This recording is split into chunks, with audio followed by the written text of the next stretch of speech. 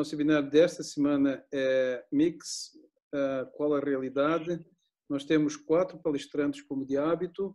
Um deles, o primeiro é o Dr. André Dunch, que é cirurgião cardiovascular do Hospital da Santa Casa de Curitiba, membro da European Association of Cardiothoracic Surgery e ex-presidente da Sociedade Paranense de Cirurgia Cardiovascular. Dr. Van Neumann Lins de Andrade, que é coordenador de cirurgia cardiovascular do Hospital Cardiopulmonar da Bahia, membro da ESMICS e da European Association of Cardiothoracic Surgery. E o Dr. Robson Pofo, que é coordenador de cirurgia cardiovascular institucional do Hospital Israelita Albert Einstein. E Dr. John McGuinn, que é Chief of Cardiac Surgery of the Department of Cardiothoracic and Vascular Surgery. And afterwards I'll introduce him properly. Vamos começar com o Dr. André. E obrigado pela participação de todos. Por favor. Boa noite a todos. Eu gostaria de agradecer a oportunidade de estar nesse web meeting. O meu tema vai ser Mix, qual a realidade na cirurgia da válvula aórtica? Bom, com o aumento do uso das válvulas transcatéteres e das válvulas sutureless, elas contribuem para uma mudança nas indicações e as estratégias para a troca da válvula aórtica. Então, hoje em dia, a gente pode trocar a válvula aórtica por toracotomia total, que é a cirurgia convencional. Podemos fazer a troca ou tratamento da válvula aórtica por via transfemoral. Podemos usar as mini incisões por mini toracotomia e toracotomia anterior direita. A cirurgia que a gente conhece, então, da válvula aórtica convencional, ela é uma cirurgia já muito bem estudada, né? A gente pratica há mais de 60 anos. O Dr. Lili Hai fez o implante dessa cirurgia em 1958, essa troca da válvula aórtica. A gente já conhece os resultados a longo prazo, tem uma excelente exposição do campo cirúrgico e a mortalidade em bons centros gira em torno de 1%. Mas a gente tem algumas desvantagens, que uma delas seria evoluir com infecções graves, já conhecida com a gente pela mediastinite. Tem um resultado cosmético que deixa muito a desejar, porque quando a gente chega para o paciente e fala que tem que operar, a primeira coisa, ele pergunta assim, doutor, a gente tem que abrir o peito todo, então, isso é uma coisa que chama muita atenção, uma reclamação dos pacientes. E a recuperação do paciente é longa e dolorosa. Das técnicas de cirurgia cardíaca minimamente invasiva para a troca da válvula aórtica, a cirurgia mais comumente conhecida é a mini esternotomia. Não vou me ater a detalhes da cirurgia, a parte técnica, mas enfim, a gente pode usar o mesmo arsenal que a gente tem de material cirúrgico com a toracotomia convencional ou mini esternotomia, né? O que a gente precisa de diferente ali seriam umas pás pediátricas e uns pads para desfibrilar o paciente. Já a toracotomia anterior direita, né? A gente tem que ter um pouco mais de conhecimento em relação à anatomia onde está a válvula, a gente precisa de um instrumental mais adequado para de cirurgia minimamente invasiva, e a gente precisa de cânulas especiais para fazer a canulação de artéria e veia femoral. Bom, então seria prudente, sempre que a gente fosse abordar o paciente por toracotomia anterior direita, né, a gente fazer uma tomografia de tórax para avaliar a posição da aorta, que deve estar 50% a mais à direita do externo, e a distância entre a aorta ascendente e o externo não deve ser maior do que 10 centímetros para a gente poder acessar a válvula. As potenciais vantagens e desvantagens da cirurgia minimamente invasiva, elas são citadas em vários artigos, né? Então, potencialmente as vantagens seriam o procedimento ser menos invasivo, diminuir a necessidade de transfusão sanguínea, diminuir o tempo de ventilação mecânica, diminuir a permanência hospitalar e de UTI do paciente, reduzir a dor no pós-operatório e, com certeza, apresentar uma incisão cosmética de 5, que varia de 5, 7, 10 centímetros, e ter uma recuperação mais rápida do paciente dessa cirurgia. Porém, a gente tem todo esse benefício com um custo elevado, que é o tempo prolongado de SEC e clampamento aórtico. E esse tempo dá para ser melhorado com alguns adventos. Eu acho assim importante citar a cardioplegia do Delnido, né, que a gente pode ficar até 90 minutos com a aorta clampeada sem ter que repetir a cardio.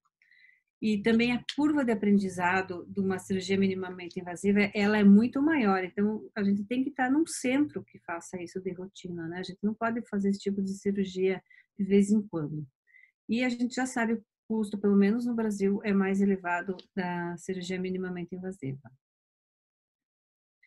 Bom, o que veio para ajudar a cirurgia minimamente invasiva são as válvulas sutureless, mas a gente sabe que elas geram um maior número de implantes de marca-passo e que elas têm também maior líquido para valvar, se a gente comparar as próteses que a gente costuma usar na cirurgia convencional ou as próteses normais, né?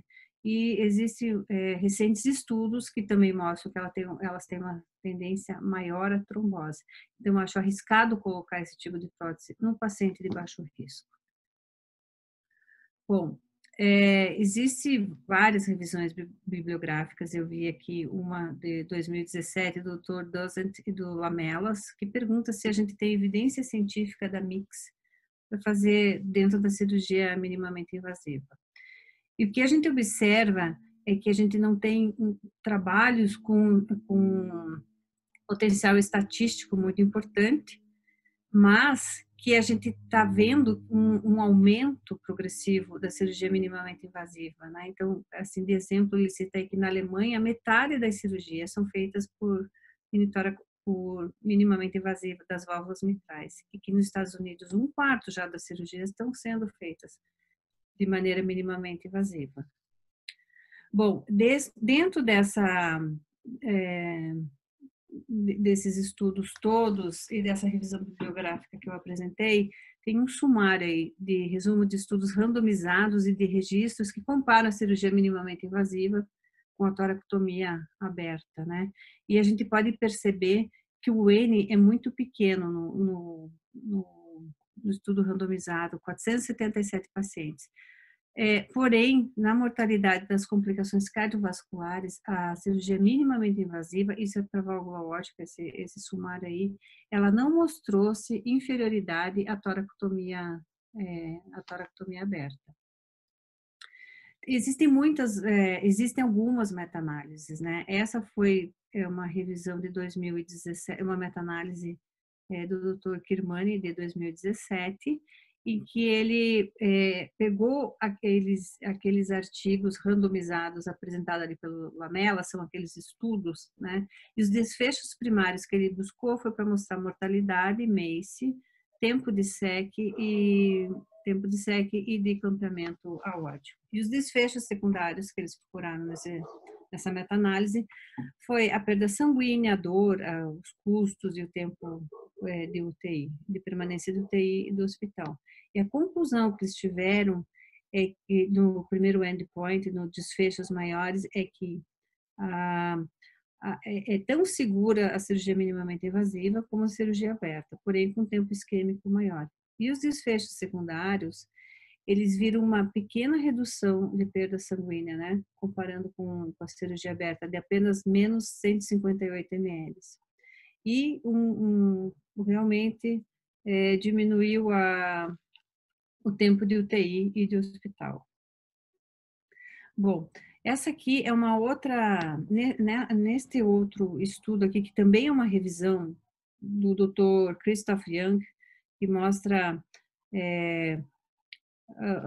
o que a gente está encontrando nas cirurgias minimamente invasivas. Ele cita aqui uma grande meta-análise do Dr. Fan, que incluiu 959 estudos e envolveu 12.000 pacientes. E essa meta-análise, que foi sobre a cirurgia minimamente invasiva aórtica versus convencional, ele não viu diferença entre eventos neurológicos como AVC, insuficiência respiratória, reoperação por sangramento, implante de marca-passo ou infecção do externo. Mas ele mostrou nessa meta-análise dele uma significância melhor para mix em relação à mortalidade, insuficiência renal e necessidade de transfusão sanguínea. E também, dentro dessa meta-análise, percebe-se o que a gente sempre fala, da cirurgia minimamente invasiva, que o paciente fica menos tempo na UTI, menos tempo no hospital, e finalmente ele mostra aqui que o paciente tem muito menos dor, é mais evidente que ele tem menos dor na cirurgia minimamente invasiva. Então, as atuais evidências fornecem informações suficientes que a mix pode ser realizada de forma eficaz e segura. e de acordo com as atuais meta-análises, é válido afirmar que essa técnica preenche critérios de não inferioridade em relação à estenotomia convencional. Porém, há necessidade de estudos randomizados com maior número de pacientes, coisa que vai ser difícil hoje em dia, porque é um estudo caro e a gente tem as válvulas transcatéteres.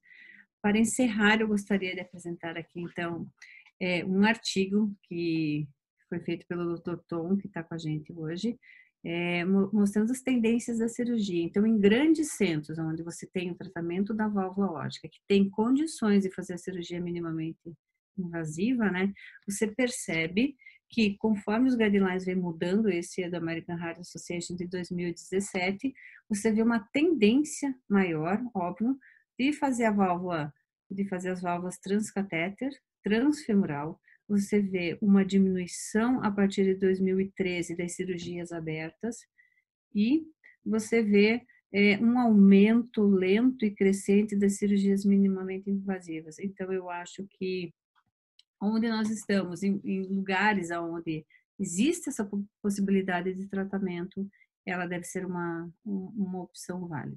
Ok? Muito obrigada. Obrigado, Andréa, pela apresentação, que é excelente. Eu vou guardar as perguntas para o final. Nilman, eu vou pedir para você iniciar a sua apresentação sobre mix em CRM. Boa noite a todos, é um prazer estar aqui com vocês, compartilhando conhecimento. Mais uma vez, obrigado à Sociedade Brasileira de Cirurgia Cardiovascular e a você, Rui, um colega tão dileto, por poder compartilhar esses momentos com vocês. Eu queria declarar que não tenho nenhum conflito de interesse. Nós somos um pequeno hospital em Salvador, Bahia, hoje com 250 leitos, e temos mais de 70% das nossas cirurgias hoje implantadas de forma minimamente invasiva.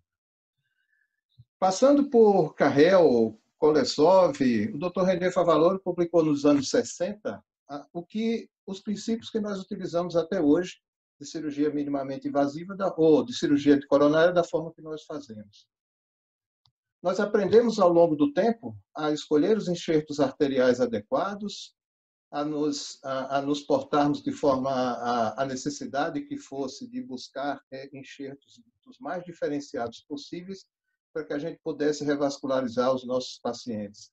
Aprendemos a retirar os enxertos de safena de forma endoscópica, a tratar os enxertos da gástrica, e um grande estudo começou a modificar a forma de tratar a doença coronária, o Syntax Trial modificou isso, e aprendemos também a diferenciar as formas mais adequadas para que nós pudéssemos tratar essas doenças coronárias. A utilização da artéria mamária é um dos grandes armas que nós temos e um grande incremento que devemos utilizar de forma rotineira. E a esclerotização desse enxerto nos propicia a atender os nossos pacientes, inclusive aqueles pacientes em melhoria nos resultados desses pacientes, principalmente aqueles pacientes que têm um risco diferenciado. A utilização das duas mamárias é extremamente importante para que a gente possa ter os resultados adequados, e nas meta-análises a gente verifica isso, mesmo utilizando em pacientes diabéticos, se torna um enxerto seguro, principalmente quando você utiliza os dois enxertos de mamária, e quando a gente analisa em meta-análises o longo tempo de outcomes de sobrevivência desses pacientes. Algumas dúvidas quanto à utilização da mamária direita foram, ao longo do tempo, resolvidas, quanto à questão da sua patência. E uma decepção ainda é o pequeno número de pacientes que se submetem à cirurgia de revascularização e não têm a utilização do duplo enxerto de mamária. A gente nota que a utilização desses enxertos são traduzidos em sobrevivência e com uma patência de enxertos ao longo dos anos de forma adequada. A gente vê que quando a gente analisa desfechos duros, esses pacientes têm uma sobrevida muito boa ao longo de 5 anos, com baixo índice de complicações. Outras metodologias de obtenção de enxertos são extremamente adequados. Isso aí é uma contribuição do nosso colega Domingos Souza, que é a Penotote. Quando a gente compara a utilização de safena e os enxertos e os compostos, a gente vê que são seguros para trabalhar com doença coronariana.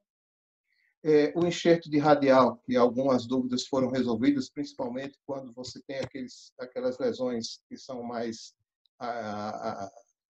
maiores que 80% a 90%, que traduzem um resultado melhor do vaso. A coronária direita ainda se mantém naquela grande dúvida que enxerto utilizar, e termina se verificando que o enxerto da safena ainda é uma grande opção para a coronária direita. E os preditores, quando você utiliza a artéria mamária, você deve também criar estratégias para que você possa utilizar esses enxertos, tendo resultados adequados e, principalmente, não comprometendo o gold standard, que é a mamária para o ramo descendente anterior. A gente vê também que quando você faz a cirurgia de coronária, a coronária em si, quando comparada com cirurgias não cardíacas, tem uma tendência a um maior volume de AVC, mas que, na verdade, quando você verifica, é uma cirurgia extremamente segura, tendo outros procedimentos cardiovasculares que têm um incremento desses eventos. Quando a gente vai analisar a patência dos enxertos da revascularização do miocárdio, a gente vê que são enxertos que têm uma patência ao longo dos anos cada vez mais segura, e quando você compara com o tratamento e intervenção, você vê que ao longo dos anos, a revascularização do miocárdio incrementa resultado e diminui eventos de revascularização e eventos duros, como morte. É necessário a gente ver também que é extremamente importante a utilização desses enxertos, principalmente em pacientes diabéticos, o que você incrementa resultado, e naqueles que têm uma disfunção ventricular importante. E é também utilizado, quando você compara, você verifica que a revascularização do miocárdio é extremamente adequada para que a gente possa, comparando com outros tratamentos, verificar que é uma cirurgia extremamente segura. Baseado nisso, nós partimos para o início da cirurgia minimamente invasiva. Eu considero o Dr. Subramanian um pai da MidCab e o pai da cirurgia minimamente invasiva de coronária, que iniciou seus trabalhos nos anos 90, mais ou menos em 97, 98. Alguns fizeram parte da nossa incentivadores, do nosso aprendizado de cirurgia minimamente invasiva, como o Dr. Prem Rabinder, lá de La Crosse, e o Dr. Joseph McKean, quando ainda estava em Staten Island. A cirurgia minimamente invasiva de coronária funciona também como os outros procedimentos minimamente invasivos, onde nós procuramos buscar para o paciente menos dor, menos trauma, diminuir a utilização de sangue, permanência hospitalar, retornar precocemente às suas atividades diárias e nunca esquecer que o ganho cosmético do paciente, para ele é muito importante, mas para nós não pode nunca ficar sobreposto a uma boa técnica e uma boa cirurgia. Quando você caracteriza a cirurgia de coronária minimamente invasiva, você tem que averiguar a questão das suas incisões, o princípio de cirurgia cardíaca tem que expressar o mesmo resultado de revascularização da cirurgia cardíaca convencional, não expor o paciente a riscos adicionais e os resultados têm que ser equiparados. Você não pode ter uma cirurgia de coronária com resultado com piora do resultado para utilizar a cirurgia minimamente invasiva. A breve recuperação, a diminuição de dor, a diminuição da infusão de hemoderivados, um menor período de ventilação mecânica, a qualidade de vida e a satisfação do paciente, hoje é uma condição muito importante quando você tem os procedimentos transcatéteros e que facilitam os pacientes de one-day trip. Vai ao hospital, faz o seu procedimento e no outro dia saiu.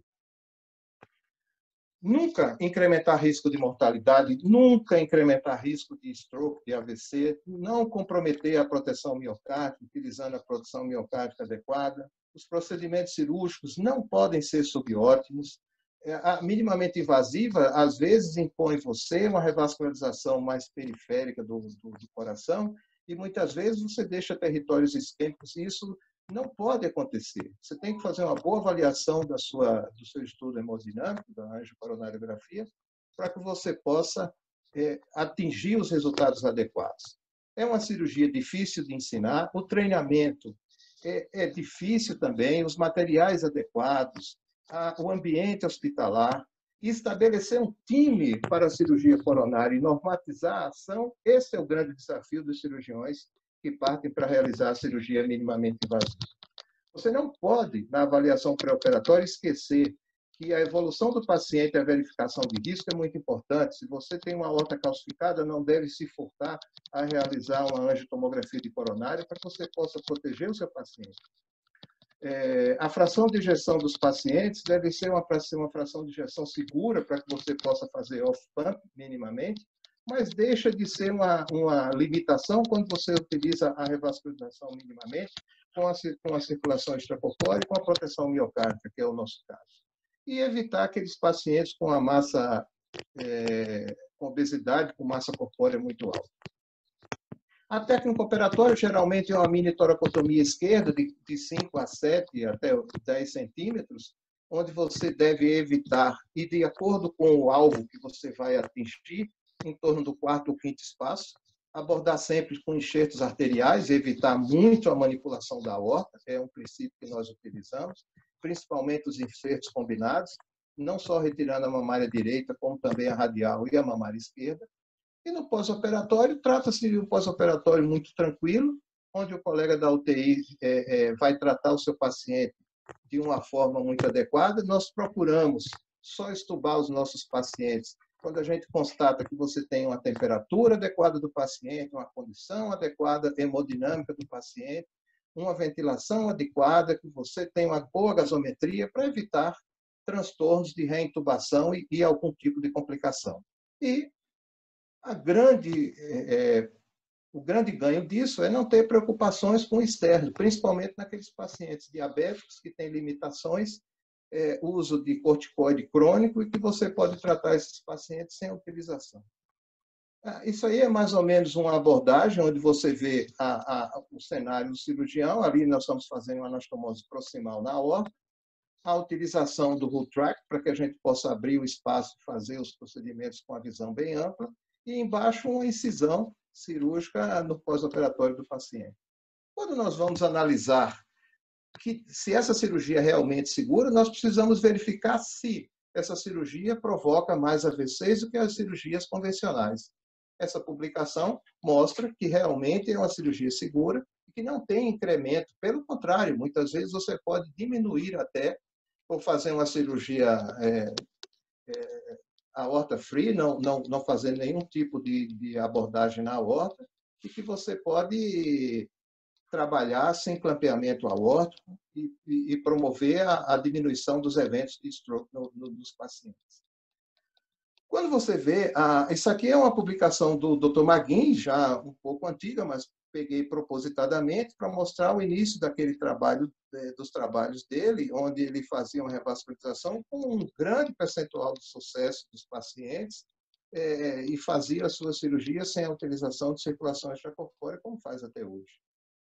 Quando a gente vai analisar o custo-benefício, é uma cirurgia de custo mais alto dentro da sala de cirurgia, mas de custo mais baixo quando você analisa possíveis complicações, principalmente as complicações do externo, diminui a permanência do paciente em terapia intensiva, o que é extremamente adequado, mas um recado a todos que estão começando, não se deixem levar pela vontade, porque é extremamente adequado o início com uma cirurgia com poucos vasos, de uma anatomia coronariana adequada e evitar doenças coronarianas com a disfunção ventricular esquerda importante, coisa que com o tempo você vai poder colocar no seu arsenal de trabalho.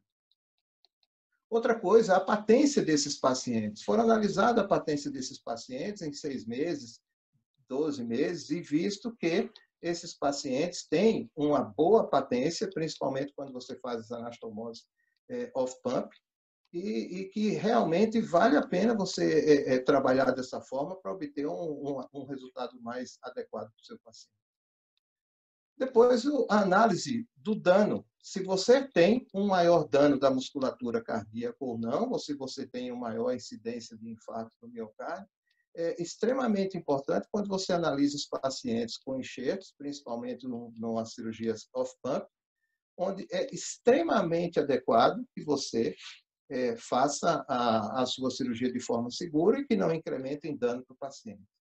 Eu queria agradecer a todos a oportunidade de estar aqui compartilhando conhecimento junto com vocês e deixar o nosso hospital aberto para visitas aos colegas que queiram nos visitar, COVID-free principalmente, para que nós possamos trocar um pouco de conhecimento e, mais uma vez, agradecer a todos. Muito obrigado, uma boa noite a todos. Nilman, obrigado pela excelente apresentação. Eu vou deixar agora o Robson Pofo falar sobre cirurgia robótica, que é de interesse de todos nós, quer dizer, saber aonde estamos com a cirurgia robótica. Ok, boa noite a todos. Muito bem. Eu gostaria de agradecer à sociedade brasileira pela iniciativa. Acho que é o momento, realmente, quem puder ficar em casa, mas acho que a transmissão do conhecimento, com todo o advento da internet, isso facilita e elimina todos esses entraves que tem de a gente viajar e tal, né? Então, o que coube a mim falar foi mix, robótica. Qual que é a realidade? Realmente é um assunto extremamente extenso, mas eu acho que nós temos hoje dados na literatura para poder defender a utilização dessa técnica e dessa tecnologia. Não tenho nenhum conflito de interesse. Agora, é interessante que toda vez que nós vamos falar de robótica, parece que a gente está falando de uma coisa extremamente recente, mas na cirurgia cardíaca, a incorporação da robótica começa na década de 80, com um robô utilizado para neurocirurgia.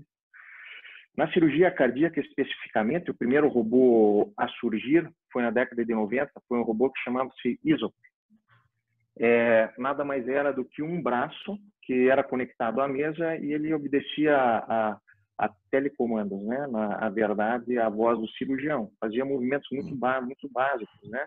Câmera, você dizia zoom in, zoom out, esquerda, direita, e ele se movimentava, a microcâmera era movimentada no interior do tórax. Na sequência, na cirurgia cardíaca, o próximo equipamento a ser utilizado foi o robô conhecido como Zeus.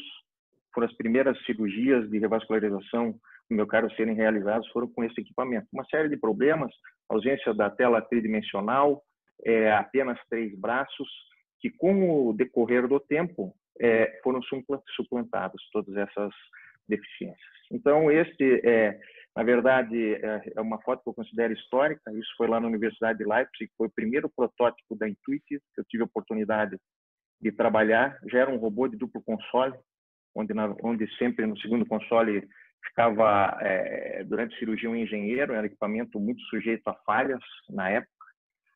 E a denominação dele é Da Vinci, não é nem S, nem Full HD, era um equipamento muito simples, né? E o professor Mohr, que nos acolheu, e parte da minha formação que eu fiz na sequência após sair da residência, foi na Alemanha, e eu realmente devo muito ao professor. Então, quais são os potenciais benefícios da cirurgia cardíaca robótica? São os mesmos que a doutora André e o doutor Van Nilman falaram, fizeram muito bem, que é uma menor agressão ao paciente. Tudo isso levando a uma menor perda sanguínea. O racional menor é a incisão, menor é a quantidade de tecido seccionado, melhor a evolução do paciente. Então, menor perda sanguínea, redução do risco de infecção de ferida operatória, o afastamento das costelas ele é evitado, nós não utilizamos mais o afastador entre as costelas, pois a incisão é muito pequena, não cabe nenhum afastador. Isso leva a uma menor dor, uma melhor cicatrização, período de internação mais curto e um retorno precoce às atividades habituais. Isso já foi descrito de forma muito evidente em 2006, né? Nossa, aí há mais de 14, 15 anos, pelo Dr. Murphy. Então, por que usar o robô? Com certeza você consegue uma toracotomia muito menor, né? Atualmente nós fazemos a cirurgia toda através de trocar, sendo que o maior trocar tem 20 milímetros. Sem sombra de dúvida, uma melhor exposição do campo operatório, principalmente da válvula mitral. E você conseguindo expor melhor, você consegue ver melhor.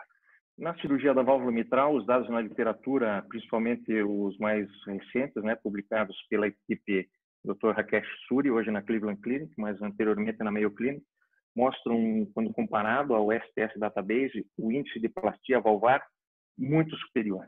né? Então, próximo aí a 96%, sendo que no STS Database o índice de plastia nos Estados Unidos chega próximo a 50% apenas. Isso quando comparado à cirurgia convencional.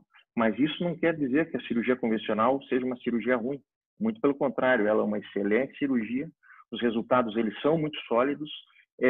Só que realmente com a tecnologia atual é possível chegar na válvula mitral sem a necessidade de abrir o peito do paciente. Então, quando nós falamos em cirurgia minimamente invasiva, vem exatamente à minha mente a foto dessa paciente, 12 anos, primeiro pós-operatório de plastia da válvula mitral, extubada no centro cirúrgico, 12 horas de UTI, sem transfusão sanguínea e uma permanência hospitalar menor que 3 dias. Isso só é possível, óbvio, a tecnologia, mas também a incorporação de protocolos muito rígidos, que são conhecidos como ERAS, né? Protocolo de Early Recovery After Surgery, onde você toma uma série de cuidados, tanto no pré, intra e pós-operatório, todos tendo como objetivo uma melhor evolução do paciente. Então, a cirurgia robótica na América Latina, nós tivemos a oportunidade de operar os primeiros pacientes, isso foi em 2010, nós já estamos aí há 10 anos, 11 anos de incorporação tecnológica. Essa é a foto da primeira cirurgia que nós realizamos no Einstein. E quais são as vantagens da robótica? A visibilização do campo operatório ela é tridimensional, quando nós comparamos com a videocirurgia. Então, eu consigo ter a percepção de profundidade. A aquisição do equipamento é em Full HD. As imagens elas são muito nítidas, isso sem sombra de dúvida agrega precisão ao procedimento. Ela amplifica os movimentos do cirurgião, ele se torna ambidestro, mas isso não quer dizer que se você pega um cirurgião que não é bem treinado e vai usar o robô, ele de repente vira um super cirurgião. Não, ele simplesmente replica a movimentação do cirurgião. E as pinças são extremamente articulares, o equipamento realmente ideal para trabalhar em ambientes relativamente restritos. E o que pode ser operado por robô hoje? Óbvio que com o aumento da experiência, hoje todo paciente que chega ao hospital, nós consideramos a utilização da robótica. Tá? E aí vão ter critérios de inclusão e exclusão. Mas nós podemos operar as válvulas mitral, tricúspide aórtica, cardiopatias congênitas, arritmias, revascularização do miocárdio, conhecido como TCAB, que é um Total Endoscopic Coronary Artery Bypass, tumores intracardíacos, implantes de marca-passo, epicárdio. É óbvio que pelo andor da carruagem a gente não vai ter tempo de falar em técnica. Mas, na grande maioria das vezes, a circulação extracorpórea é feita através de canulação periférica, da veia jugular e femoral, normalmente a direita, e o retorno arterial feito pela femoral direita e esquerda. Atualmente, nós utilizamos, não fazemos mais a dissecção da artéria, nós fazemos por punção e posterior fechamento da artéria com percurso. Então, esse passa a ser o nosso campo operatório. Realmente, nós não temos mais visão direta ao coração, né? Nós temos que confiar somente na visão através do robô, e esse passa a ser o campo do cirurgião do primeiro auxiliar, né? O primeiro e o segundo auxiliar. Eles vão ficar ao lado do paciente, passando o que for necessário para dentro do tórax para a realização da cirurgia. Vários trabalhos na literatura. Hoje não se discute mais se a cirurgia mitral robótica ela é segura e eficaz. Hoje o grande questionamento é saber, é uma cirurgia de qualidade? É uma cirurgia durável? E nós temos esse trabalho publicado pela equipe do Dr. Rakesh Suri e Henrique Sarano, na época ele estava na Mayo Clinic. Então, de 2008 a 2015, quase 500 pacientes foram submetidos à plastia da válvula mitral utilizando a robótica. E ele faz o seguinte racional. Ele divide esses grupos em plastia valvar mitral simples e complexa. A plastia simples é aquela ruptura de P2. A plastia complexa seria a ruptura de várias cordas, afetando o cúspide anterior, posterior e comissura. Então, são dois grupos muito distintos. E o porquê que ele faz essa divisão? Porque quando nós vamos ver a cirurgia convencional, os resultados são muito melhores a médio e longo prazo da plastia da cúspide posterior. Existe uma diferença na cirurgia convencional. A cirurgia do reparo da cúspide anterior ela é muito mais difícil na cirurgia convencional. Então, ele faz esse comparativo e o que ele consegue evidenciar? Não existe diferença quanto à sobrevida, reoperação, índice de reoperação e reaparecimento da regurgitação mitral quando nós comparamos a complexidade. Quer dizer, com a utilização da robótica, independente da complexidade, você tem o resultado muito similar. Então, ele conclui, Os resultados a médio prazo da utilização da robótica na correção de ciência mitral degenerativa são excelentes. Alto sobrevida, acima de 98% nesse follow-up de 5 anos. Raras complicações, baixo índice de recorrência mitral, independentemente da complexidade da plastia, e deve sempre ser lembrada na tomada de decisões como uma possibilidade real e qualidade. Então, como toda apresentação de cirurgião tem que ter um vídeo, eu vou mostrar um vídeo muito breve. É uma paciente que chega ao hospital em quadro de choque, em quadro séptico, ausculta um sopro mitral importante e uma insuficiência mitral severa. Então, é óbvio que nós já tínhamos evidenciado ao eco uma endocardite mitral importante, com um abscesso tanto de cúspide anterior quanto posterior e uma ruptura da cúspide posterior. Então, a análise, nós fazemos uma breve análise no intraoperatório, mas normalmente nós fazemos toda a análise através do eco transesofágico tridimensional no laboratório de eco. Então, neste caso, nós já sabíamos de antemão, queríamos fazer uma ressecção de P3, uma aplicatura deste anel. E você veja que o cirurgião ele está sentado no equipamento lá e ele manobra o braço esquerdo, o braço direito, a microcâmera e o afastador do átrio esquerdo, que vocês podem ver na parte superior da tela, que parece um V, uma peça de metal. E devido é óbvio que o que nós estamos vendo aqui na tela é biplanar, então não condiz com o que nós vemos no intraoperatório. A imagem ela é muito mais nítida. Então aqui nós vamos fazer a compressão do anel. Questão de tempo eu vou avançar. Nós fazemos a compressão do anel e nós fazemos a reconstrução da cúspide posterior através de uma sutura de fio de Goretex 400. A cúspide anterior, ela apresenta um abscesso, então nós vamos fazer uma ressecção parcial da cúspide anterior. Então nós vamos retirar todo esse abscesso e o que nós vamos fazer é substituir essa parte da cúspide anterior por um remendo de pericárdio bovino.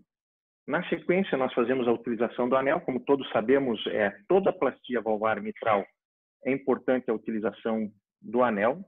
E o que nós vemos no teste final é um vazamento na comissura posterior, facilmente corrigido por um Magic Stitch, né? Apenas um ponto. Então, aqui nós temos o teste com solução salina, o teste final, onde mostra a válvula perfeitamente competente.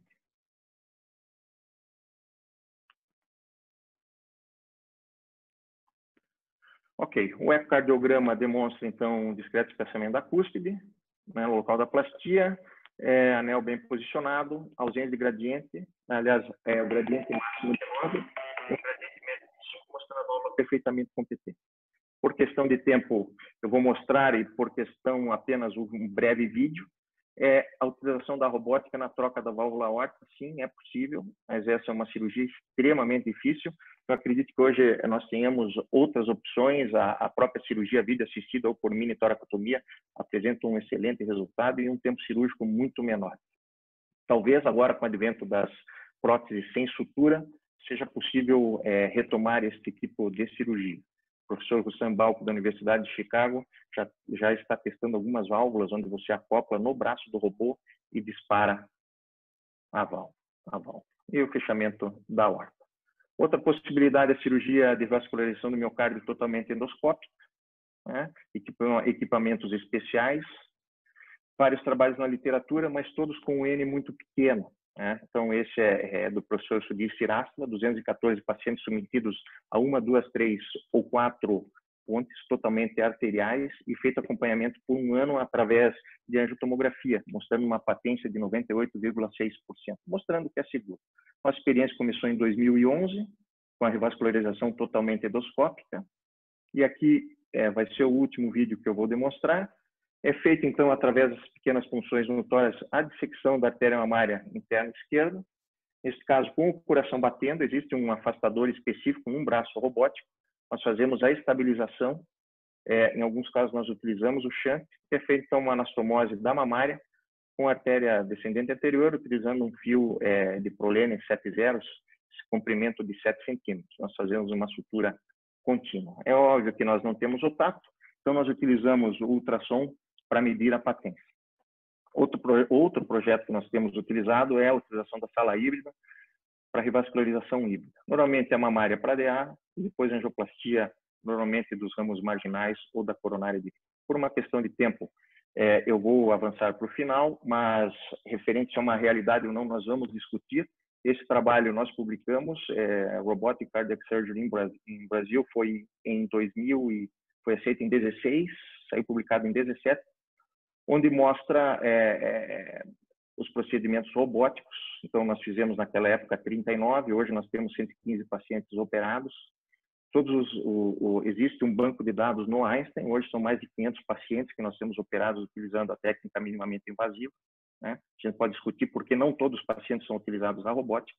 São pacientes jovens com fração de ejeção normal, comorbidade diabéticos e hipertensos, tempo de SEC 150 minutos, pinçamento médio 112 minutos, estubados em sala operatória 84%, sem complicações intra, não tivemos nenhuma conversão e complicação pós-operatória mais comum foi fibrilação atrial aguda em 15%.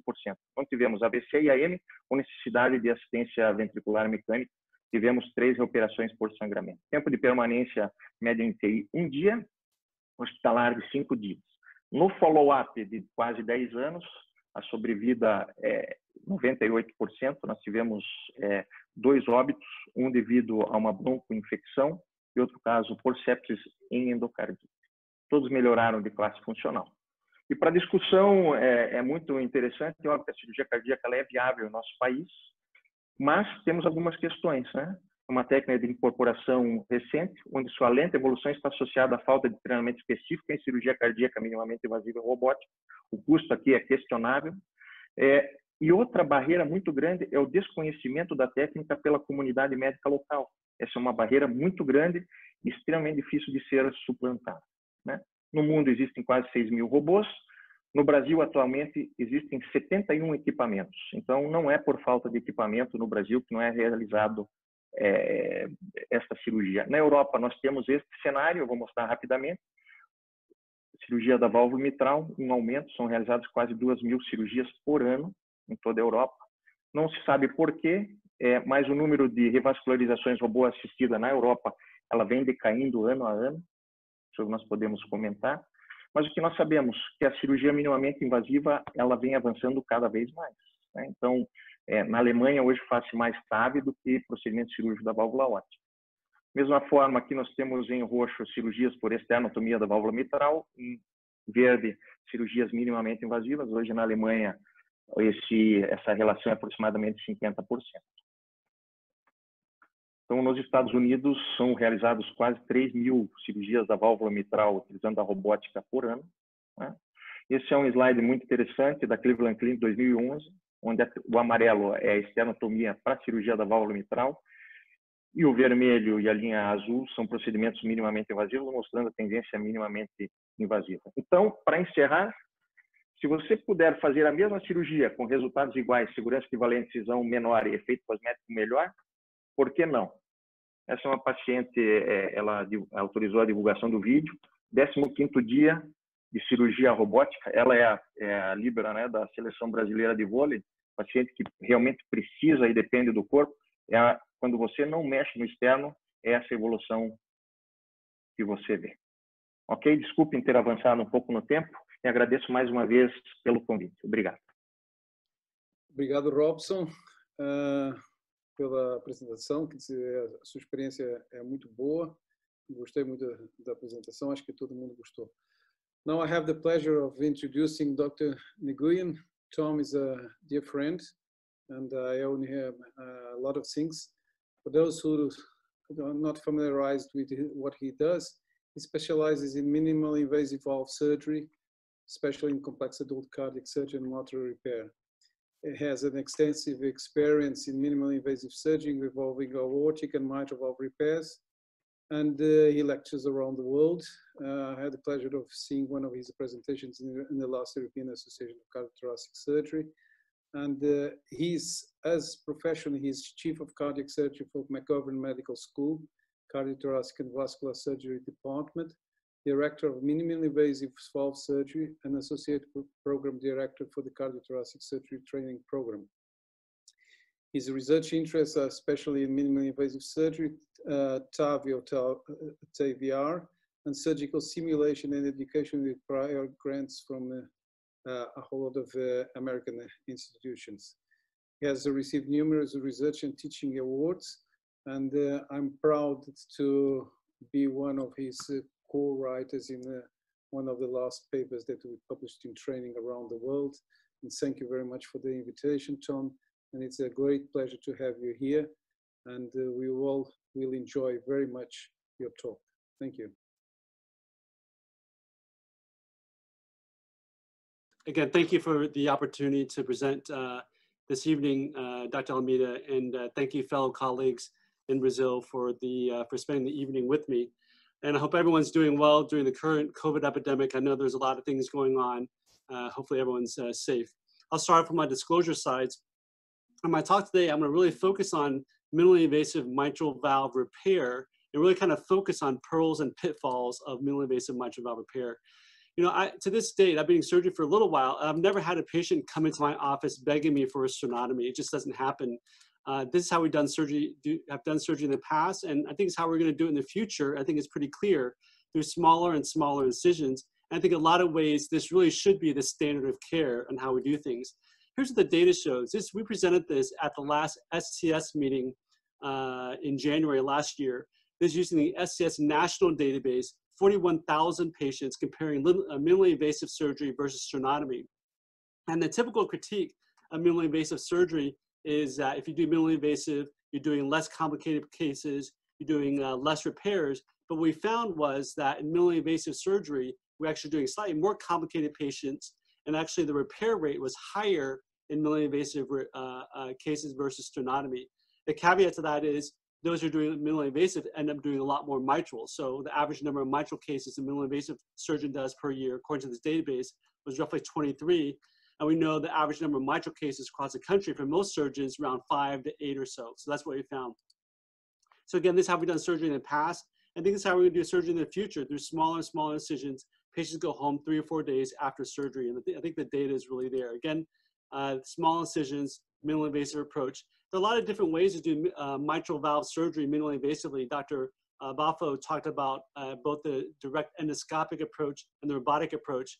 I do those, but I also do under direct visualization as well, as you can see here. When I talk to my patients, I tell them there are 3 goals when I do the operation, and I do it in this order. One, I want to do the operation safely so they can go back home to be with their family and friends. I want to be sure I address the pathology, whether it's a mitral valve or the aortic valve. I want to be sure I address it and make sure it's a durable solution. I also want to make sure that there's no compromise at all.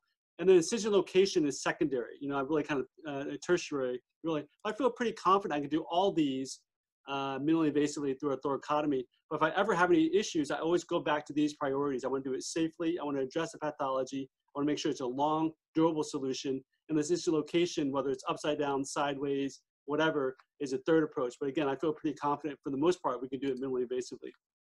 So the goal this evening is to really talk about step-by-step guide to minimally invasive mitral valve repair.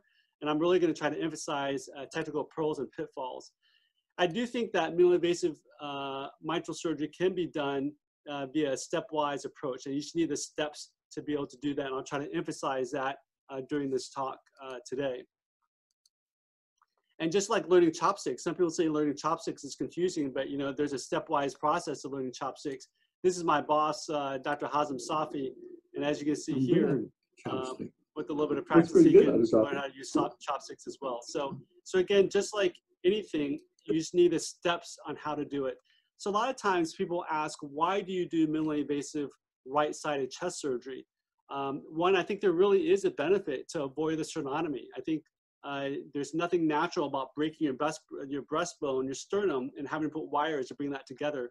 The data is pretty clear. Time and time again, with the minimally invasive approaches, there's less bleeding, there's faster recovery, it's more ergonomic, it's more anatomic, And in some ways, you know, I actually prefer to do it in high-risk patients. It kind of makes sense. If a patient's really sick, you want a smaller incision to do that. And I put the bottom here as cosmesis. That's probably the last reason why I do minimally invasive surgery, but it is an added benefit to do minimally invasive surgery. This is a patient that I did minimally invasive mitral valve repair on, and this is his testimonial after his operation. Just wanted to take just a couple minutes out just to give a testimonial on my experience as a patient with the mitral valve repair using the minimally invasive technique. And I can tell you that the short story on this is it has been a remarkable experience, both from a surgery and a recovery standpoint. Procedure took place on a Tuesday morning. I was the first one on the docket.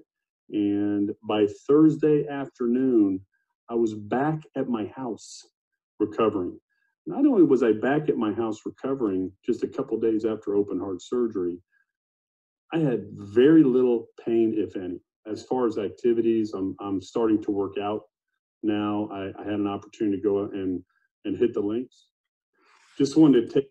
So I think most of the panelists will agree. If you do good minimally invasive surgery, these are your typical patients. They're very grateful. They have a very fast recovery. I think there are a couple of important tenets to appreciate about the mitral valve. I think we need to really appreciate that the mitral valve is a slightly vertical and a posterior structure. I think it's very important to know. And I think, you know, let's say if you were to step back a little bit and ask an anatomist or pathologist or really anyone, what's the best way to approach the mitral valve? Almost everybody will say the best way is actually through a thoracotomy approach. You know, a lot of surgeons do a sternotomy because that's how we're trained. We do it, but anatomically, the best way is do a thoracotomy approach. It just so happens, if you do a thoracotomy approach, you can make a big thoracotomy or you can make a small thoracotomy. Unfortunately, if you do a sternotomy, for the most part, you have to be, you know, for the most part, a full sternotomy. But that's the advantage of doing a thoracotomy. You can do a small incision or a larger incision, and as your practice develops, you can actually make your incision smaller and smaller. Here's a X-ray with the patient that had a prior mitral valve repair. This is the patient's spine, as you see here on the left. And again, look how posterior the mitral valve is right there. The patient obviously had a prior sternotomy in the past, so it was a redo mitral valve repair on this patient. You know, some people will say that obese patients, these are not untypical of patients in the United States or especially in Texas. Obese patients are contraindications for a minimally invasive approach. I would actually argue the other way around. I think obese patients is actually easier to do a sternotomy. And the reason is this: if you do an incision here, you're looking deep into the chest, you're looking at a structure that's very vertical and posterior, and you're looking at a cant, versus, as you see here in this picture, you can see the tissue you have to go through just to look at the mitral valve. Again, you know, many of you who do surgery on the mitral valve in obese patients, I'm sure, and you do a sternotomy, I'm sure there are times you're looking at it and you're like, man, I really can't see the mitral valve at all. It's so far away, it's deep inside a hole. And this is one of the reasons why, because you're looking deep down into a chest. Again, this is a typical patient that we have, minimally invasive approach. Obesity is not a contraindication for us. And I think Dr. Bothell can attest as well. For robotic surgery, it's probably a lot easier to do robotic for an obese patient than do a sternotomy. So again, this is a typical patient here. This patient had a severe mitral annular calcification, as you can see in the bottom right here. We end up doing a TAVR in that mitral annular calcification, as you see here. So this is not an untypical view.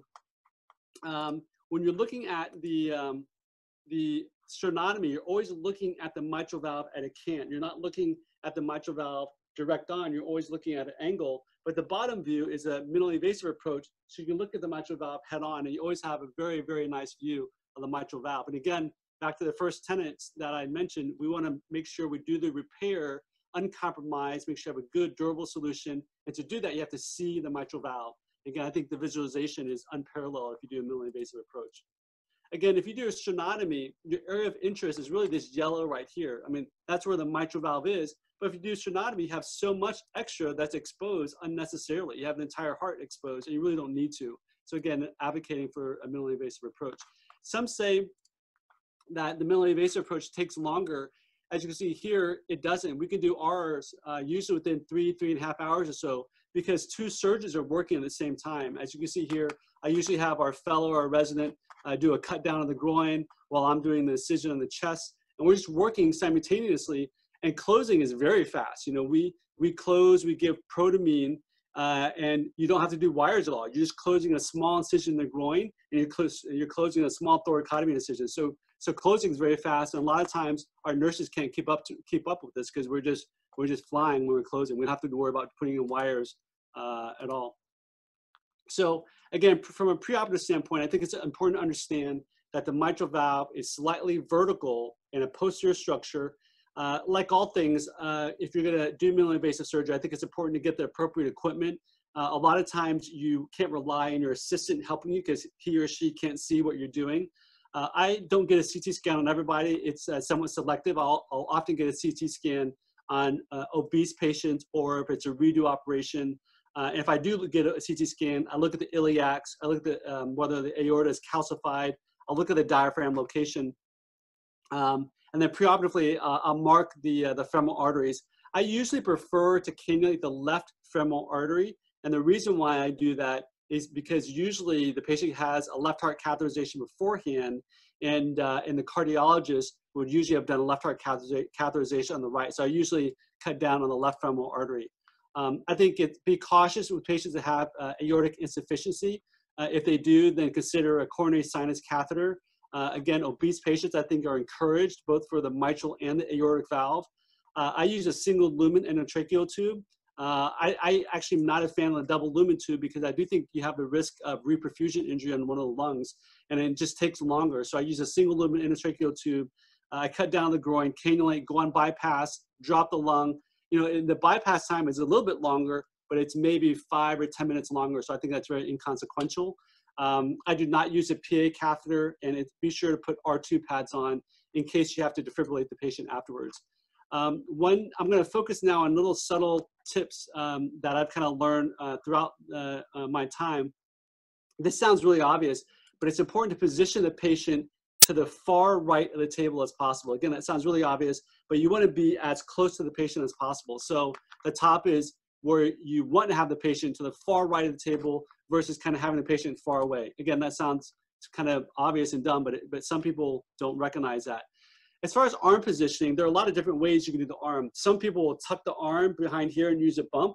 What I prefer to do is I prefer to kind of put the arm here to really open up the inner spaces here, to really open it up so you can have a direct view, as you can see here. So I'll have the patient's arm right up here like this.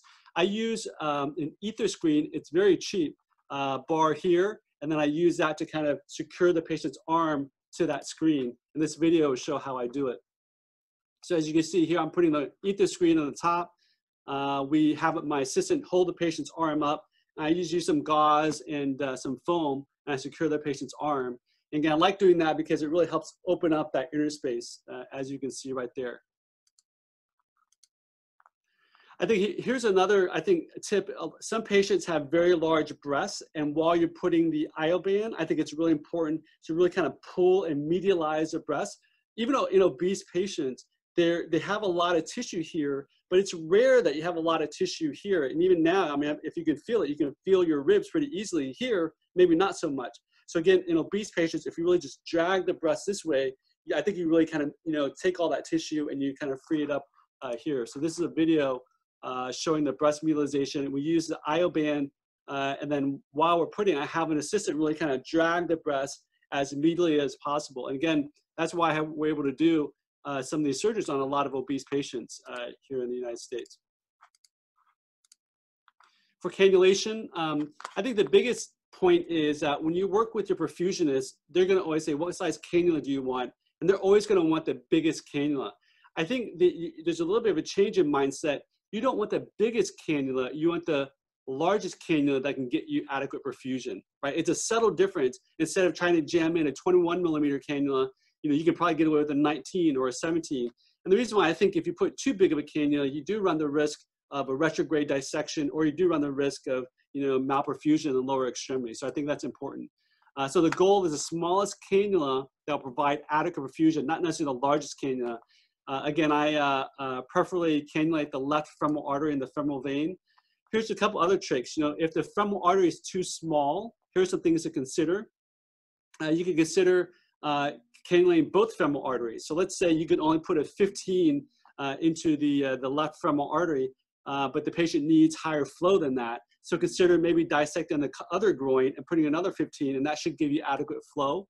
You can always consider putting a graft onto the femoral artery and attaching a larger cannula to the graft. You consider axillary cannulation, many of us do that. And then as a last resort, you consider central cannulation as well.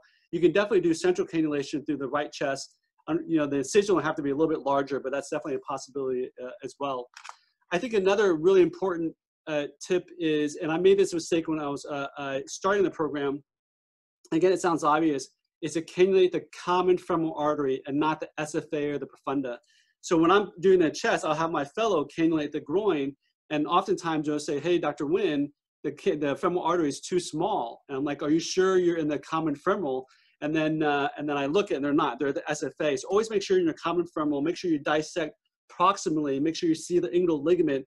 And if not, even if you have to divide the inguinal ligament a little bit and the cannula a little bit towards the iliac, make sure you're in the common femoral, because I do think you can run the risk of malperfusion if you cannulate the SFA. For the venous, almost everybody gets a 25 French if they're big or small. For the most part, that's big enough for me. The only potential caveat is if someone is really, really tall, that sometimes that venous cannula won't reach all the way up to the SVC. And then that's a scenario where I'll use a cannula, I'll use venous drainage from the neck and from the groin. But for the most part, I can use a 25 from the low extremity, and that's usually enough. For the venous, I think it's important to put the venous on vacuum. It's important, obviously, to make sure the venous wire is in the SVC, make sure your anesthesiologist has a really good bicaval view. There are a couple of tricks out there you can do if you can't get the wire into the SVC. Probably the most important thing is if you can't, then just pull the portable C-arm in and make sure you have the wire in the SVC. I did have a couple of perforations because when I started, I thought the wire was in the SVC, and it turns out it could be in the right atrium or the RV, and it's very easy to think it's there and advance the venous cannula and then perforate the right atrium or the RV. So again, make sure it's there. When we're doing this, at the end of the day, we want to do it so that we have good pain control. So I really encourage to inject the anesthetic agent early into the incision. I get an x-ray before, and obviously I look at the diaphragm and kind of look at where the hemidiaphragm is. Some patients have an elevated hemidiaphragm and some don't. It just gives me an idea when I enter in what to expect when I make my incision. It won't change anything that much. Probably a really common question I get is, where do you make your incision? Some people will count rib spaces and all that. I don't, and I use just kind of basic anatomic landmarks. So here's an x-ray of a patient with the heart cardiac silhouette right there.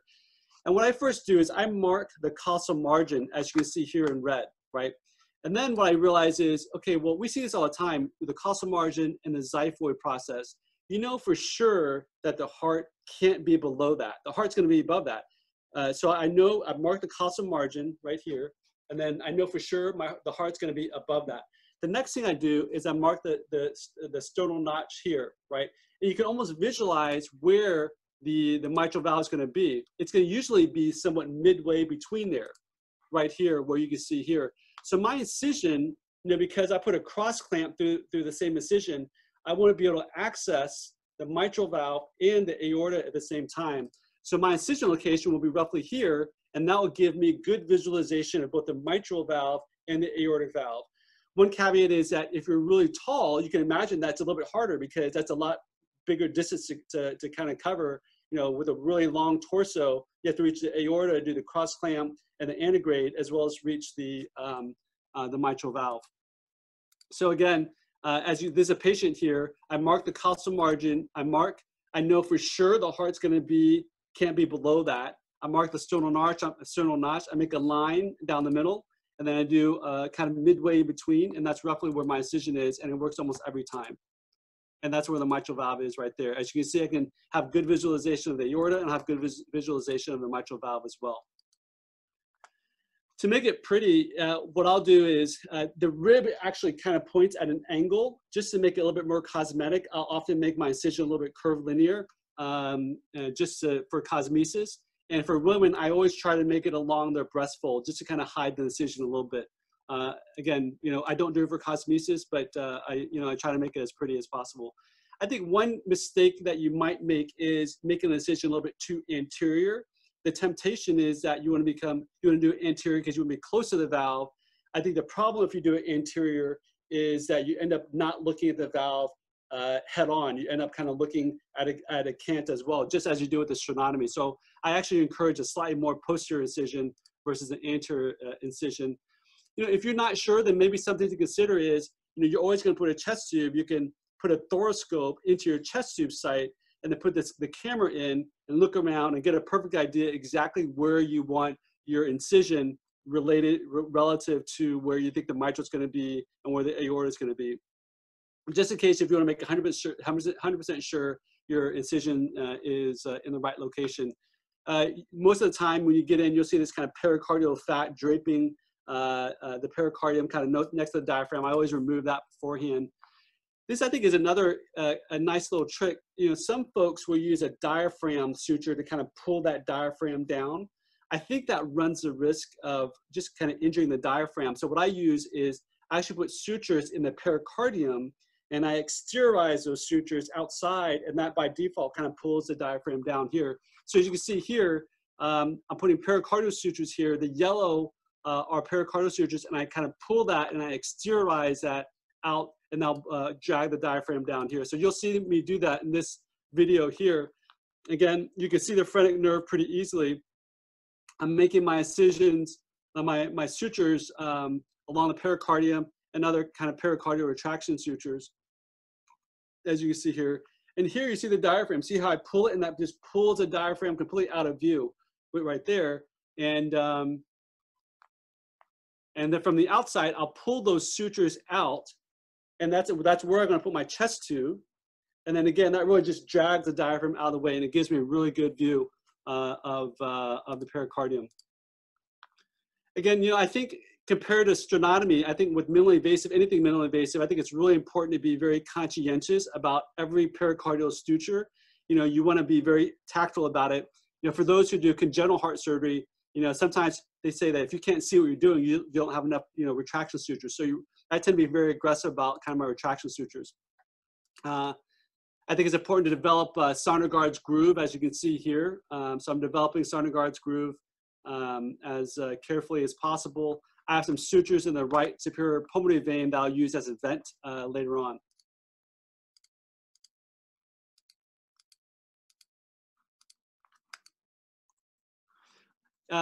You know, the antegrade site, for some reason, always bleeds. I don't know why. It always bleeds, and it's kind of far away, and it's a big pain to repair that site.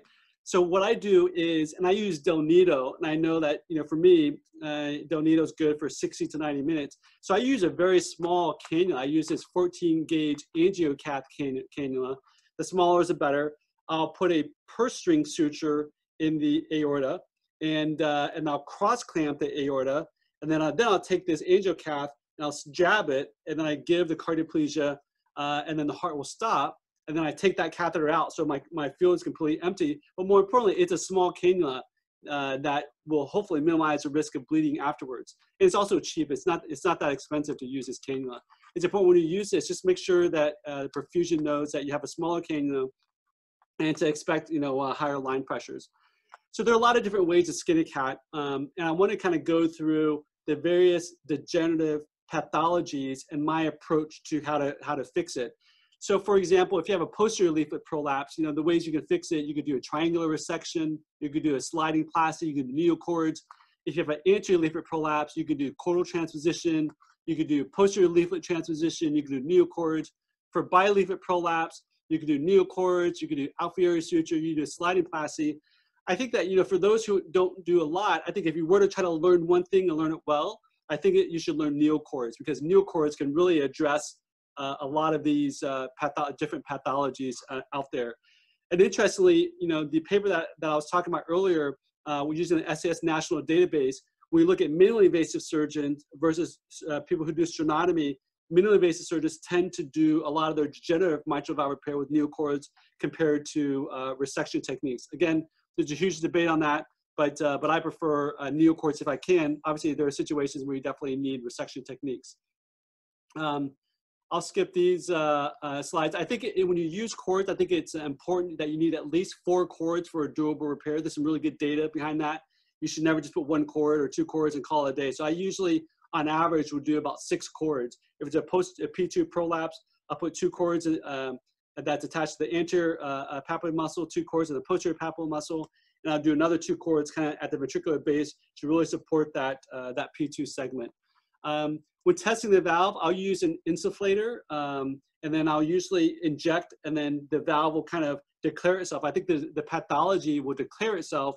Then I'll use a marking pen to mark the pathology, so I know exactly where to do my, put my my neocords. I try to simplify things as much as possible. And I think this really is a very simple way of doing it. When you determine the leaflet height, I think there is a little bit of an art to do that. When you do the leaflet height, I think it's important to, when you're doing it, visualize the annulus and visualize the annular plane of the annulus. And this is obvious, but the cord should not be above that. So I try to shoot to have the cord a little bit below the annular plane. So again, I try to visualize it as much as possible. I think it's, if you were to err on anything, I think it's better to err on it being a little bit too long than too short for 2 reasons. One, if it's too short, it's a little bit harder to make it longer. But if it's too long, it's a little bit, it's easier to tighten the neocords. And then what I do is I'll insufflate and I'll adjust the height until you have an appropriate coaptation. So this is a little video of how I do it. So there's a minimally invasive approach. You kind of see P2 prolapse there. Actually, I don't use the leaflet inspection that, I guess, the Carpentier technique. I'll use the insufflator. I'll insufflate, and as you can see, the pathology declares itself. You see right there, you have a P2 prolapse. You have a couple of ruptured cords. I'll use my marking pen to mark exactly where the pathology is, and then I'll do my cords in the papillary muscle, and I'll know exactly where to put my cords because I marked it with a marking pen. And that's all I really do. Again, when I tighten this, I try to visualize the annular plane. I know for sure that it's not going to be above that. I try to make it a little bit lower. This patient, again, I had 6 cords, and we tested, and it works, and it's pretty easy to do. When you close, I usually then put an LV vent through the right superior pulmonary vein to de-air. But also, I think what this does is it ensures a bloodless field while you're closing. Make sure that you air plane left and have the head down so that when you de-air, that's the highest point so that you can minimize air trapped in the heart. I'll use a 3-O-Proline at the top of the left atrium and exteriorize it and kind of lift it up a little bit to give me a little bit of a traction to help me close. I think it's important to place the pacing wire at the base of the RV before removing the cross clamp. When the heart's completely decompressed, it can be sometimes a little bit tricky to do this after the clamp's off. So again, it's really important to do that beforehand. And for pain control, I'd be curious to see our panelists, what they do for pain. I used to use a cryoprobe to kind of freeze the intercostal nerves. Right now, I use Exparel under direct vision as posterior as possible for pain control, and that works. Sometimes, you know, you'll have an incision for the chest wall to hold the left atrial retractor. Sometimes that bleeds. I think it's important to always look at that before you leave the operating room. It can be a little tricky. So one trick you can do is you can use a dental mirror if you want to kind of go look in the chest wall, or if not, you can use a thoracoscope to look at it. You know, I've actually injured the right internal mammary sometimes because you're putting the left atrial retractor right through here. If that happens, it's pretty easy to fix. Just take a really big 3-O-Proline suture and just kind of suture ligate the mammary, and you're fine. I think it's important to be persistent. Don't get discouraged with setbacks. Talk to mentors, do cases, talk again to mentors, do more cases. So in summary, I think minimally invasive mitral valve repair can be very easy. This minimally invasive mitral repair, in summary, in about 60 seconds or so. So again, this patient here, you can see, has kind of P2 prolapse, a very eccentric jet. I'm working on the chest while my fellow resident's cutting down on the groin. We're working simultaneously at the same time. We're exposing the mitral valve. Again, the pathology declared itself right there. It's a P2 prolapse. I'll mark the pathology. I'll make my sutures into the papillary muscles. I usually do a little bit deeper sutures than that. Then I'll know exactly where to put my cords. I put it where I marked it with a pen, and I'll set the height of each cord. And then I'll put my annular sutures in, and then put the sutures through the ring. And then I'll finalize the height of the cord after I put the ring in, usually about 8 or 9 knots. There you have a valve that's competent, that's working. Again, I want to thank Dr. Almeida for the opportunity to share something I'm very passionate about. I think really minimally invasive aortic surgery, mitral surgery, whether it be robotic or direct vision, really should be the standard of care. There's so much data to say that it's better. And I know for sure that if you do it, patients will appreciate it and they will come. Again, thank you for the opportunity to present this evening. Well, thank you very much, Dr. Nguyen, for taking part in this webinar. We're very privileged to have you and your experience around here. I think we'll do the discussion in English so that anyone can participate, especially you, Tom. I'm opening for the questions for everyone that wants to answer from the audience. But until we get those questions, I've got some questions for you. Let's start with Andrea. I would like to know how you start a program of minimally invasive cardiac surgery for aortic patients. How can you do it? How did you start that in your case? Okay. I will speak in Portuguese, okay? So I think a lot of people that are watching us are listening in português. Bom, eu acho que para começar um programa, você tem que ir para algum lugar diferente, né? Onde você tem que adquirir conhecimento primeiro, né? Então, você tem que ir para um lugar, para algum centro, onde você possa aprender as técnicas. E depois você chega e faz uma lista do que você precisa, você cria uma rotina dentro do serviço e você começa a ter os seus parceiros para fazerem a cirurgia junto de você. O mesmo perfusionista, às vezes, precisa te auxiliar, né? A cardioplegia tem que ser bem boa, você não tem que ficar repetindo, tem que ter alguns cuidados especiais. E eu acho assim que para começar a cirurgia minimamente invasiva, com certeza a minitoracotomia, a hernotomia é a mais fácil, né? Eu tenho preferência em fazer canulação de artéria e veia femoral, não gosto de ter nada no meu campo cirúrgico, então eu acho que essa técnica é mais fácil, começar pela ministenotomia e seguir uma rotina constante. Okay, thank you, Andrea. Newman, I've got a question for you. What are the problems you see when you do minimally invasive surgery in CABG? And do you use saphenous vein in any of those cases, or you just do it with arterial grafts? We usually use left internal mammary artery, sometimes the right artery, and we still using the saphenous vein. It's a very good to use to make our revascularizations. But nowadays, some guys are introducing to use both mammary artery. That is very safe.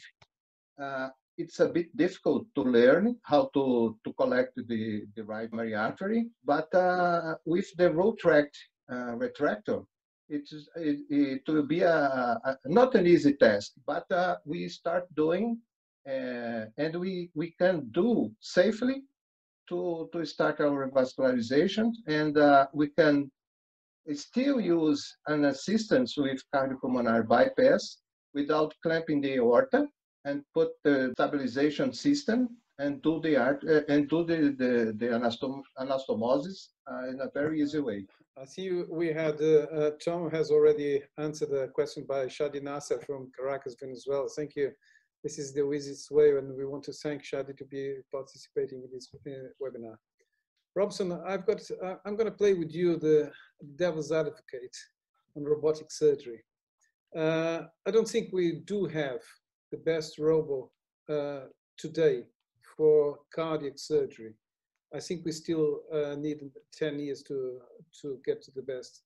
What do you think about that? Do you think that the Da Vinci that we have today is good for cardiac surgery? Do you feel comfortable, or do you do it? Because you've got 150 cases done, which with your time and experience around that, it's less than a case for a week, let's say that. But you feel comfortable in doing that. Do you think it's the best robo that we have, or can we improve on the robo side machine, let's say it, for the next years to get a better thing? Thank you, Rui, for the questions. I think you are 100% right. We don't have nowadays and a specific robot for cardiac surgery. But I think that we came a long way since we started this program. You know, the first robot just had 3 arms, and there is a lack of feedback, tactile feedback. You know, you cannot feel the tissue, you cannot feel the heart. You have to acquire a visual kind of touch. You know, but I think that nowadays we have the Da Vinci Xi. It's much better than the Si, much better. Because in robotic surgery, what's the problem at the very beginning? Is the conflict of the arms. If you don't get the right spot, sometimes you can be in trouble. This used to happen in the previous generation of the robot. But with the Xi, it's like a dumb-proof equipment. It's very easy to work with this new platform, but it wasn't that way since the beginning. There are many robots coming to the market now. I think there are more than 40 robots nowadays being tested. There is a Canadian and an Italian robot already being used. And I think that the equipment must evolve, must be a smaller platform than we have nowadays, because you need a bigger room to operate. I think that it's the right technology nowadays. Since we started this program, we have almost 600 patients operating using minimally invasive techniques. Why we don't use robots for everybody? At the very beginning, we had a cost issue. You know, it was very expensive. But nowadays, we have all this data. The cost of surgery is the same as a conventional surgery, you know. And we see nowadays that the patients are asking for this kind of surgery. But it's tough. It's not that simple, you know. But I think that the main question here is there is just one question. The surgeon has the drive to do it or not? Because the technology is here. We have 71 robots in Brazil. We have it even in Blumenau, south of Brazil, Porto Alegre. We have in Manaus, in northeast part, we have more than 10 robots. The equipment is there. I think the problem of the lack of incorporation in Brazil, I have a presentation just talking about this, is first is the, how can I say, lack of interest of the medical community, you know, first in minimally invasive surgery. And when you add the robotic surgery, you can ask to your cardiologist at the hospital about robotic surgery. They don't know about this. I think that we don't have the right space to show the results. And when you talk about robotic, they say, no, it's not for us. It is, you know. I think there is a paper talking about utilization of resources. If you can save time, you can save resources, you know. You can operate 2 people instead of 1. I think it's really a nice technology, but it's difficult. It's not that simple to maneuver the robot, but it can be teachable. I want to add a little bit too, if I can. You know, there's no data to show that the robot is any better than minimally invasive, but there's also no data to show that it's any worse. And the reason why that's important is a subtle distinction is I always have been in the school of thought, if the patients want it, the cardiologists want it, the referrers want it, and if it's not any worse, then by default, it's better, right? You know, kind of say with minimally invasive, right? You know, assuming that it's not any worse, you know, if the cardiologists want it, if the patients are coming asking for it, and again, I've never had anybody come wanting their chest cracked open or sternotomy, then by default, it's probably worth exploring, because if you do it, people will come. Once you do it, they'll find out about it. Yeah. That's one of the reasons why we're going to start a robotic program as well. I don't know any data to show it's any better. I do know there's no data to show that it's any worse under experienced hands. So by default, I think it's better. Yeah, but I tell you, Tom, for this, nowadays I'm 100% sure, but I'm going to tell you. For the surgeon to use the robot is much better. It's not about being operating in a sitting position. It's not. It's where you can maneuver inside the heart. It's easier when you use the chopstick. You know, it's easier, but it takes time for you to feel confident and to work with the robot. But once you start, you won't go back to a 2D screen. Okay, you can use the glasses and all this, but it's different.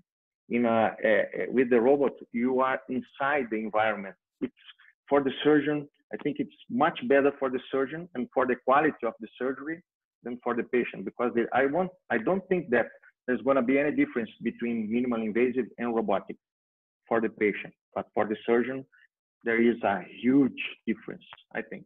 Okay. And ergonomically, it's easier too, right? Because as surgeons, I think we don't think a lot about ergonomics, but a lot of surgeons have neck pain. How many of you have neck pain, right? How many have back pain? But for a robot, it's nice. It's very ergonomic. You're sitting here, there's no stress at all in your neck, and you're not having to stand on your feet at all. So I mean, I think from an ergonomic standpoint, it's definitely nice for a surgeon to be able to sit down and be able to see everything. And another thing, it's a nice tool of teaching, because you have a double console. You can sit with other surgeons and say, okay, let's start teaching. This is another thing, how we are going to teach the residents and the young surgeons. We can talk about this many hours, but I think to have this powerful tool, it's going to be easier to teach even difficult cases. I think better than minimally invasive, because you are operating all alone when you are using these long instruments, especially when you don't use the camera. You can do this for sure, but to teach with the robot is really nice. I think Vinicius Nina asked a question which was already answered by Tom, but I would like him to say it live because it's interesting for everyone. He asks, when you say do not discourage by setbacks, which ones do you consider the most important during the learning curve?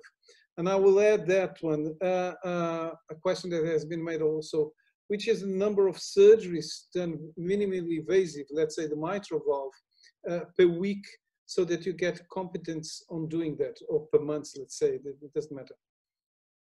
Yeah, so I guess to answer the question, I felt that the biggest frustration and to get discouraged is just that the operation initially is going to take longer. And it's just because, like everything, that you do for the first time, it's going to take longer. The first time you did a sternotomy, it took a while, and now we do it very fast. But with time, it will get faster. So when you're starting a new mitral or aortic program or robotic program, it can be very frustrating for you, the nurses, everybody, that it's taking a lot longer than it usually should.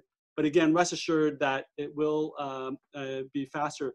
As far as learning curve and the point where you're comfortable, I think probably, and here's my approach on how to do it, how to learn it. I think you should go learn as much as possible from people everywhere. You should go and do a very easy, basic case, and you're going to learn that, man, I still can't see this very well, or I'm struggling with whatever. And you should go back again to the same person or someone else, and then go back and then try to learn again. So you're kind of, figuring out what you did wrong, and then going to another person so you can figure out what you did wrong and come back. But with all that, I think the total number of cases, in my experience, is probably 25, 50 cases where you really start getting comfortable. Now I've done so many that it's not a big deal, but probably not until like 25 or 50 when I can do it without having to think about it too much, and it's very reflexive in doing that. That was my experience. Okay, there's another couple of questions for you. The first one is regarding, that comes from Paola Montagnesi, regarding neocords, high measurements. What's your opinion on MO3D record rings? And also, she's asking to tell us about your experience with Barlow's disease and neocords versus edge-to-edge technique. That's a good question. So for those that don't know, the Mimo3D neocord rings have these little grooves to help you set the height of the neocords. I've used it a couple times. I haven't really found that as useful for me because I can set the height myself. But the principle is there. And what I kind of talked about before, that the height is going to be level with the annular plane. So essentially, they have these little hooks so that you tie your knot at the level of the ring, right? Because it can't be above that. The only thing I don't like about the 3D, the Memo3D, it's a little bit kind of too stiff for my my liking. I like something that's a little bit more flexible, especially if it's degenerative primary MR. So that's why I don't use it. As far as Barlow's, again, there are a lot of different ways to skin a cat. There have been studies, and I think Tyrone David actually kind of published this, or I think maybe Alfieri also kind of published on this as well, neocords versus the edge-to-edge approach for Barlow's disease. I think both are very durable solutions down the line, and I think actually maybe edge-to-edge had pretty impressive long-term durability, assuming that you're not going to make that annulus too small and give the patient mitral stenosis. Okay, Dr. Corbruzzi from Curitiba asks you, as far as cords height, do you tie your sutures knots after ring placement, maybe for fine tuning, or do you do it before? Good question. I'll initially test before, so I can get a sense of whether I can get away with putting the cords in.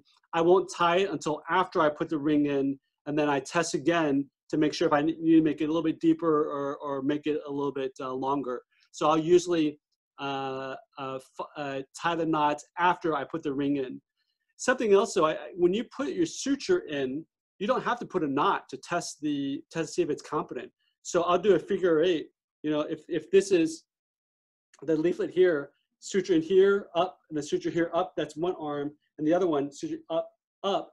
But you don't have to tie this knot to test the valve. I just do that and it's loose, and I can adjust this up and down all I want, right? And then if it's nice, then I will tie it after I put the ring in. But just doing that little figure 8 is enough tension on the leaflet that it's not going to slide anywhere up and down the knot. Okay, for all of you, I've got a question from Francisco Moreira.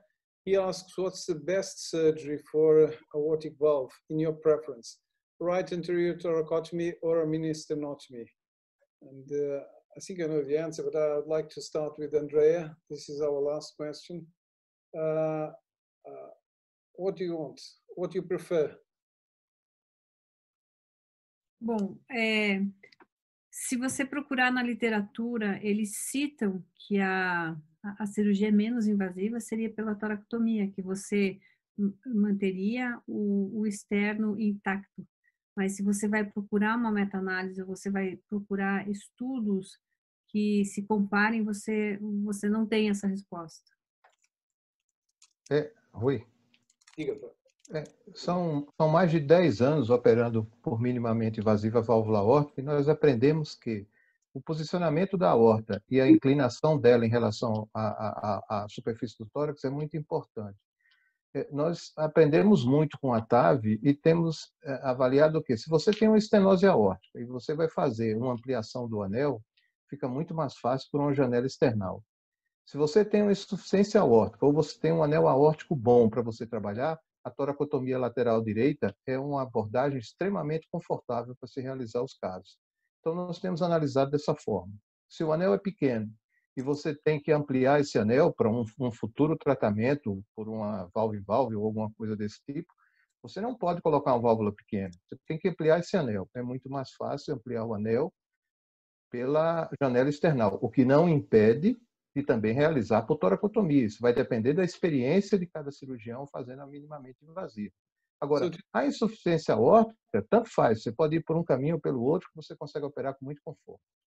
So to decide that, do you do an angiotomy before to see the aorta and the angle of the aorta to go for one or the other? Yes, it's very important. The CT scan, the angio aorta, it's very important to strategy. You have to be sure that the valve is in a good position to do your surgery, and the annulus of the aorta, it's very important to analyze, because if you have to ampliate these annulus, you have to be sure that your incision is the right one to do the perfect surgery. Okay. Robson, what's your degree of numbers of minutes? We know you have 115 robotic surgery, but with mix, what's your experience? More or less, we heard from Tom that he's doing 95% of his surgeries now as mix. How much are you doing overall? Mm-hmm. It's around 90%, you know. So Why we don't do? You don't know how to operate anymore. No, it's difficult. But I have Paola, Alison, Renato, and Sergio to do this, you know. So, but I have to tell you, how we don't select the patient if it's obese, if there is a low ejection fraction. We used to do this at the very beginning. We think that the sicker the patient, the better is to use minimally invasive approaches. But how about this 10% that we are not using minimally invasive approaches? It's because of the CT scan. We scan everybody. And there is a nice paper that was presented by Paola in the last ACTS, showing that if you see something that makes peripheral cannulation forbidden, and you withdraw these patients from this cohort, you don't have any kind of how can I say stroke. Your rate of stroke is really low. You know, I think you have to select the patient considering the CT scan. That's why we scan everybody, and that's why we withdraw almost 10% of the cohort, and we don't use minimal invasive. Okay, Tom. In the United States, what's the for aortic valve change? What's the main thing? Are most of people doing conventional surgery, mix, robotic surgery, or TAVI for as a whole? We know the numbers from the STS, but we'd like to hear from you. The something very, very unique and special happened in 2019, where the number of TAVI to address aortic valve replacement exceeded all forms of aortic valve replacement. So not only just isolated AVRs, but concomitant AVRs as well. So I'll be honest with you, right now, it's a TAVI role for aortic valve replacement, and we have to fight for patients to get either minimally invasive or sternotomy approach. But I think that's why it's important for surgeons to know the data. And I have another kind of talk on this. There's a lot of caveats with the studies out there. And I'll throw a couple really quickly. With the low-risk patients, the average age of the patient is 75. Bicuspid patients were excluded. There are a lot of concomitant procedures. So if you have a patient that comes in that's 50 or 60, it's bicuspid, we have zero data for TAVI in those patients. We have zero data at all. And we're also seeing with 5-year data of the trials that SAVR actually might be a little bit better than TAVI. So anyway, we'll save that for another discussion. But the trend is now for sure, almost everybody's getting TAVI, and I have to kind of twist people's arms a little bit and say, hey, this patient should get a SAVR. Okay. Well, at this point, I'm going to end the discussion and I'm going to end this webinar. I would like to thank all the speakers in the name of the Brazilian Society of Cardiovascular Surgery for being here, especially to Tom Nguyen, which is taking his time out for being with us. I hope we can have you soon again, if not personally in one of our meetings, for sure, virtually we'll try to. And at least we would like to say to everybody that the next webinar, which will be on next Tuesday, will be about closing of atrial septal defects. And we're having someone presenting the clinical part, someone speaking about the conventional way of doing, an interventional cardiologist speaking about their point of view in endovascular closure, and a cardiovascular surgeon speaking about endovascular closure too. So we're very fortunate to have an interventional cardiologist, despite all the efforts made by some of the people not to come over. We have a problem over here, Tom, that's for sure. Some of the interventional cardiologists don't mingle very well with the cardiac surgeons, but we managed to get everyone around here. So that will be next Tuesday at 7 o'clock.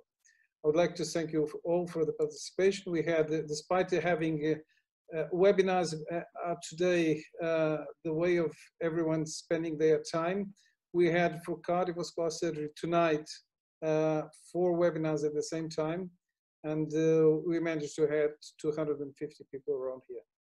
Thank you, Andreas. Thank you, Van Newman. Thank you, Robson. And thank you very much, Tom, for being here. Bye for all of you. Be safe, keep safe, and we hope to see you in the near future. Bye. Thank you, everybody. Bye-bye. Thank you.